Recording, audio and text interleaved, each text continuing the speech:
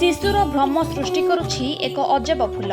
अबिकल शिशु भली देखा जाउथिबारु एही फूल एबे सोशल मीडिया रे भाइराल हेबारे लागिछि। लोके एही फूल को नै एबे खूब चर्चा करुछंती। तेबे दर्शक बंधु आपण माने आश्चर्य हेउथिबे एमिति केउ फूल अछि जे शिशु परि देखा जाउछि। अधिकांश लोके एही फूलर नाम मध्य जानि नाहांती। दर्शक बंधु एठारे मु कहि रखुछि एही फूलर नाम हेउछि अंगुला यूनिफ्लोरा ऑर्किड।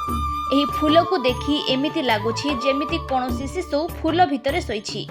एही फूल देखिबाकू मजालिया मध्य लागुछि।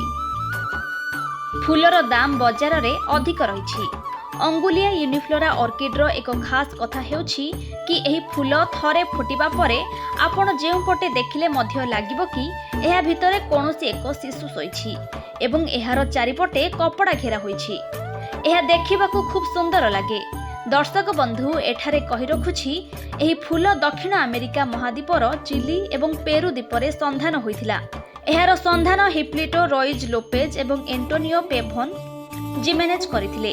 एही अजब फूलर संधान करिबा पई उभयंको अनेक वर्ष लागिथिला। 1788 मसीहारे एही अजब फूल अंगुलिया यूनिफ्लोरा ऑर्किड्र संधान होइथिला। एही फूलर नाम वनस्पति वैज्ञानिक डॉन फ्रांसिस्को डे अंगुलंक नारे रखा जायछि। एही फूल मुख्यतः कोलंबिया, इक्वेडर एवं वेनेजुएला रे मिलिथाए। एहार लंब 18 रु 24 इंच मध्यर होइथाए। फूलर रंग धला, क्रीम कलर एवं हलदिया रंगर होइथाए। Bureau report, focus plus.